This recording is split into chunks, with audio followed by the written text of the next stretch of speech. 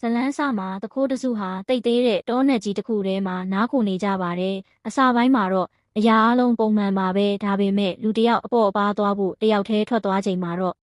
တစ်ပင်တွေကြားလျှောက်သွားရင်မြေပြင်ပေါ်မှာထူးဆန်းတဲ့တန်မြင့်နှဖုံးတစ်ခုကိုသူတွေးလိုက်ရတယ်။ဘေးပတ်လည်ကိုကြည့်လိုက်တော့လဲလျှို့ဝှက်လိုင်ကူဝတ်တစ်ခုကိုသတိထားမိသွားပြန်တယ်။စူးစမ်းကျင်စိမ့်နဲ့သူကူထဲကိုဝင်သွားခဲ့ပေမဲ့ခဏကြာမှပဲမြေအောက်ကတခုခုကသူ့ကိုရုတ်တရက်ဆွဲဖမ်းပြီးအမှောင်ထုထဲကိုဆွဲခေါ်သွားပါတော့တယ်။အတန်ကြာတော့စနိတ်လို့ခေါ်တဲ့စစ်သားတယောက်အဲ့ဒီလိုင်ကူထဲကိုရောက်လာတာတွေ့ရတယ်။ကူထဲမှာသူဟာလူရိုးစုတစ်ခုကိုတွေ့လိုက်ရပြီးဒါဟာလွန်ခဲ့တဲ့အချိန်တော်ကြာကလေးကဒီနေရာမှာဆိုးရွားတဲ့အရာတစ်ခုခုဖြစ်ခဲ့တယ်ဆိုတာသေချာသွားစေခဲ့တယ်။မကြခင်မှာပဲကြံတဲ့စစ်တပ်အဖွဲ့ဝင်တွေနဲ့ဆုံကြပါတယ်။သူတို့အဖွဲ့ဟာအထူးမစ်ရှင်တစ်ခုအတွက်ဝေးလံတဲ့တောနက်ထဲကိုဆေလွတ်ချင်းခံရတာဖြစ်ပြီးနောက်ဆုံးမှာတော့အွန်ဘာကျွန်းကိုရောက်ရှိလာခဲ့ကြတယ်။အဲ့ဒီမှာသူတို့ဟာလိုင်ကူအကြီးကြီးတစ်ခုထဲမှာဝတ်ထားတဲ့ဒုတိယကမ္ဘာစစ်တုန်းကဂျပန်တွေသိမ်းပိုက်ခဲ့တဲ့မြေအောက်ဘုံခိုကျင်းဟောင်းတစ်ခုကိုရှာတွေ့ခဲ့ကြတယ်။အဖွဲ့ကိုတရားဝင်အကြောင်းကြားထားတာကတော့အဲ့ဒီစွန့်ပစ်မြေအောက်ဘုံခိုကျင်းဟောင်းကိုရှာဖွေဖို့ပါ။ဒါပေမဲ့စတန်လီကအန်နီရဲ့တစ်ခုကိုချက်ချင်းသတိပြုမိသွားတယ်။ဒီဒေတာတစ်ခုလုံးကလုံးဝမတည်ငြိမ်ပဲငလင်တွေခဏခဏလှုပ်နေတာပါဒီကူကတက်တန်းရစ်နေပြီဖြစ်လို့အတွင်းထဲအထိဆက်ပြီးစူးစမ်းမယ်ဆိုရင်ကူပြိုကျပြီးမြေအောက်မှာပိတ်မိသွားနိုင်တဲ့အနေအကြီးရှိနေပါတယ်သတိပေးချက်ကိုကြားရပေမဲ့လည်းသူတို့အဖွဲ့ကတော့ဆက်နေဖို့ဆုံးဖြတ်ခဲ့ကြတယ်သူတို့မစ်ရှင်ကရက်နှဲငယ်ကြာနိုင်တာကြောင့်ကူအပြင်ဘက်မှာစခန်းချဖို့ပြင်ဆင်ကြပါတယ်ပါဘတ်နဲ့ဆေးလင်းတို့စကားပြောနေတော့မှပဲလက်နက်ကင်တိုက်ခိုက်ရေးသမားတွေရုတ်တရက်ပေါ်လာပြီးစခန်းကိုစတင်တိုက်ခိုက်ပါတော့တယ်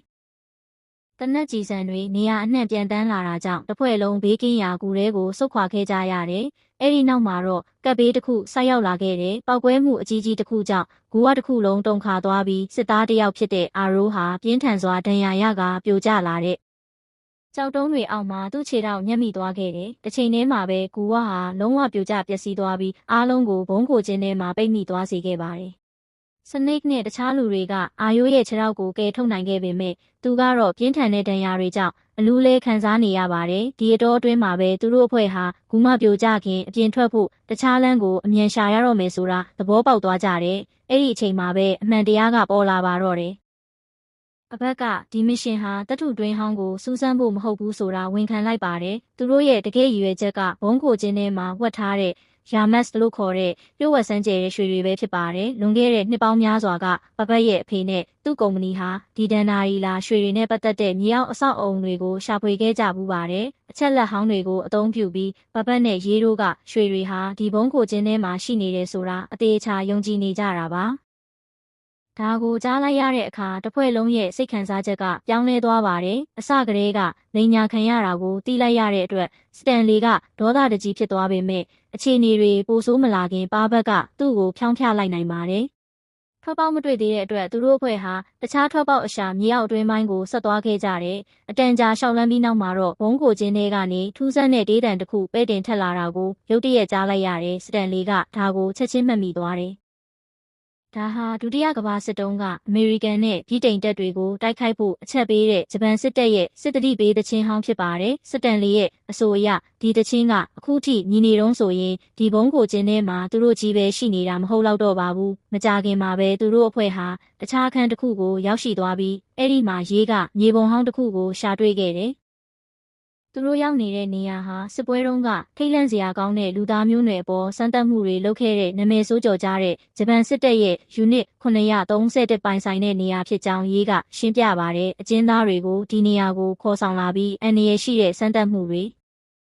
လုပ်ခဲ့ကြတာပါချက်ချင်းဆိုသလိုပဲအရာအလုံးကပိုပြီးရှင်းလင်းသွားပါတော့တယ်တစ်ချိန်တည်းမှာပဲအာယိုးရဲ့အခြေအနေကပိုဆိုးလာပါတယ်စတန်လီကသူ့ကိုအနားယူဖို့လှဲချပေးထားခဲ့ပြီးပါဘက်ကတော့ထွက်ပေါက်ကိုဆက်ရှာဖို့ဆုံးဖြတ်ခဲ့တယ်ပါဘက်ကပြိုးဝဲရွှေတွေကိုရှာချင်နေတုံးဖြစ်လို့ဆေးလင်းစနိတ်လို့ပါသူနဲ့အတူလိုက်သွားကြပါတယ်စတန်လီနဲ့ဂျက်လို့ခေါ်တဲ့တခြားစစ်သားတစ်ယောက်ကတော့အာယိုးရီတို့နဲ့အတူကြံနေခဲ့ပါတယ်ဒါပေမဲ့ခဏအကြာမှာပဲအာယိုးရဲ့အောက်ကသဲတွေကရုတ်တရက်ရွေ့ရှားလာပါတယ်ဘသူမှမတုံ့ပြန်နိုင်ခင်မှာပဲမြေအောက်ကတခုခုကသူ့ကိုဆွဲဖမ်းပြီးအမှောင်ထုထဲကိုဆွဲခေါ်သွားပါတော့တယ်စတန်လီကသူ့ကိုကယ်ဖို့အမြန်ပြေးသွားချိန်မှာပဲဖြူဖြော့နေတဲ့လူသားလိုတတဝါတကောင်ကိုမြင်လိုက်ရတဲ့အချိန်မဆွဲပဲစတန်လီရေးနဲ့ဂျက်တို့ဟာသူ့ကိုကယ်တင်ဖို့မြေအောက်တွင်းထဲကိုတယောက်ပြီးတယောက်ဆင်းသွားကြပါတယ်မြေအောက်လိုင်ကောင်းအတွင်းပိုင်းမှာဂျက်ကအဲ့ဒီတတဝါကိုထပ်တွေ့ပြီးနောက်ကနေလိုက်လံမောင်းနေပါတော့တယ် ဒီတော့အတွင်းစတန်လီနဲ့ရေတို့ကအာယိုးရဲ့အလောင်းကိုရှာတွေ့ခဲ့ကြတယ်။သူဟာဒီအောက်ကတတဝါရဲ့တိုက်ခိုက်မှုကိုမခံကျော်လွှားနိုင်ခဲ့တာထင်ရှားပါတယ်။ရေးကမြင်တွေ့ရတဲ့မြင်ကွင်းကြောင့်ထိတ်လန့်တုန်လှုပ်သွားပြီးသူတို့နှစ်ယောက်ဘာလို့ရမှန်းမသိခင်မှာပဲနောက်ကနေတခုခုကရုတ်တရက်တိုက်ခိုက်လိုက်ပြန်ပါတယ်။ဘုံကိုချင်းရဲ့တခြားတနေရာမှာတော့ကပတိန်ပပတ်ကဂျပန်စာရွက်စာတမ်းဟောင်းတွေပြည့်နေတဲ့အခန်းတစ်ခုထဲကိုဝင်သွားပါတယ်။အဲ့ဒီအစီရင်ခံစာတွေမှာစစ်ပွဲတုန်းကလူသားတွေကိုရဲရဲဆက်ဆက်စမ်းသပ်ခဲ့တဲ့အကြောင်းအရာတွေပါဝင်နေပြီးအနီးအနားမှာလျှို့ဝှက်ဓာတ်ခွဲခန်းတစ်ခုရှိရမယ်ဆိုတာဘာဘက်ရိပ်မိသွားပါတယ်။တွင်းလိုင်ကောင်းထဲမှာတော့ဂျက်ကအဲ့ဒီတတဝါနောက်ကိုဆက်လိုက်ရင်ကျင်းမြောင်းတဲ့လမ်းစုံတစ်ခုမှာတခြားအလောင်းတစ်ခုကိုထပ်တွေ့ပါတယ်။အဲ့ဒီအချိန်မှာပဲတတဝါကသူ့ကိုရုတ်တရက်ခုန်အုပ်လိုက်တာကြောင့်ဂျက်လည်းတနက်နဲ့အမိရပြန်ပစ်ခတ်ခဲ့ရတယ်။ခဏတာတော့သူလွတ်မြောက်သွားပြီလို့ထင်ရပေမဲ့အမှောင်ထဲကနေတခြားတတဝါတစ်ကောင်ကသူ့ကိုထပ်ပြီးတိုက်ခိုက်လိုက်ပြန်ပါတယ်။ဂျက်ဟာပြင်းထန်စွာဒဏ်ရာရသွားပြီးမျက်စိကွယ်လူနီးပါးဖြစ်သွားခဲ့တယ်။လိုင်ကောင်းထဲမှာတတဝါတွေပိုများလာပြီးသူ့ကိုဝိုင်းထားကြပါတော့တယ်။သူ့ကိုယ်သူကာကွယ်ဖို့ဇက်တိုက်ပစ်ခတ်နေပေမဲ့တတဝါတွေကသူ့ကိုတဖြည်းဖြည်းလွှမ်းမိုးသွားပြီးနောက်ဆုံးမှာတော့ဂျက်တယောက်ပြန်မထွက်လာနိုင်တော့ပါဘူး။တစ်ချိန်တည်းမှာပဲစတန်လီနဲ့ရေတို့ဟာဘုံကိုချင်းရဲ့တခြားတနေရာမှာနိုးလာကြပါတယ်။သူတို့ဟာဒုတိယကမ္ဘာစစ်တုန်းကတည်းကဘလို့နီးနဲ့မဆိုအသက်ရှင်ကျန်ရစ်ခဲ့တဲ့ဂျပန်စစ်သားအိုကြီးတယောက်ရဲ့ဖမ်းဆီးခြင်းကိုခံထားရတာကိုသိလိုက်ရတယ်။ပိုပြီးတုန်လှုပ်စရာကောင်းတာကအဲ့ဒီစစ်သားကြီးဟာဂျပန်နဲ့အမေရိကန်ကြားကစစ်ပွဲဟာအခုထိဖြစ်ပွားနေတုန်းပဲလို့ယုံကြည်နေသေးပါရေးကကြားလိုက်ရတဲ့စကားကိုမယုံနိုင်လောက်အောင်ဖြစ်သွားရတယ်။စတန်လီကသူ့ကိုတိုက်ခိုက်ပြီးမျက်နှာဖုံးကိုဖယ်ရှားလိုက်တဲ့အခါမှာတော့သူဟာမြေအောက်မှာဆယ်စုနှစ်ပေါင်းများစွာအမှန်တကယ်အသက်ရှင်နေခဲ့တာကိုသူတို့သဘောပေါက်သွားကြတဲ့ရေးကသူ့ကိုစိတ်အေးထားဖို့ပြောပြီးစစ်ပွဲကြီးပြီးဆုံးသွားတာကြာပြီဖြစ်ကြောင်းရှင်းပြပါတယ်။ဒါကိုသက်သေပြဖို့ဂျပန်နိုင်ငံကတရားဝင်လက်နက်ချတဲ့ဗီဒီယိုမှတ်တမ်းဟောင်းကိုပြလိုက်ပါတယ်။အဲ့ဒီဗီဒီယိုကိုမြင်လိုက်ရတဲ့အချိန်မှာစစ်သားကြီးရဲ့မျက်နှာအမူအရာတစ်ခုလုံးပြောင်းလဲသွားပြီးသူ့တက်မှုရဲ့ရုပ်ချင်းရှေ့မှာတိတ်တဆိတ်ဦးမြုပ်ကဂါရဝပြုလိုက်ပါတော့တယ်။ဒါပေမဲ့ဘုံကိုချင်းရဲ့အတွင်းပိုင်းမှာတော့အဲ့ဒီတတဝါဟာလေဝင်လေထွက်ပေါက်ကနေရုတ်တရက်ထွက်လာပြီးပပတ်ကိုသတိပေးချက်မရှိဘဲတိုက်ခိုက်ပါတော့တယ်။သူကချက်ချင်းတနက်နဲ့ပြန်ပစ်ပေမဲ့ထိုအရာကရုံ့မသွားဘဲသူ့စီတဲ့တဲ့ကြီးဆက်တိုးလာခဲ့တယ်။အနားကိုရောက်ခါနီးမှာပဲစတန်လီကတန်တုတ်တစ်ချောင်းကိုလှမ်းယူပြီးအဲ့ဒီတတဝါကိုရိုက်ချလိုက်လို့ပပတ်ကန်ကောင်းထောက်မှစွာကဲတင်ခြင်းခံလိုက်ရပါတယ်။အဲ့ဒီအချိန်မှာပဲဂျပန်စစ်သားအိုကြီးကစစ်ပွဲတုန်းကဒီဘုံကိုချင်းထဲမှာဘာတွေဖြစ်ခဲ့တယ်လဲဆိုတဲ့အမှန်တရားကိုဖွင့်ဟပြောပြပါတယ်။လွန်ခဲ့တဲ့နှစ်ပေါင်းများစွာကတာလာကီလို့ခေါ်တဲ့သိပ္ပံပညာရှင်တစ်ယောက်ဟာအကျဉ်းသားတွေကိုလျှို့ဝှက်စမ်းသပ်မှုတွေစတင်လှုပ်ဆောင်ခဲ့တယ်လို့ရှင်းပြပါတယ်။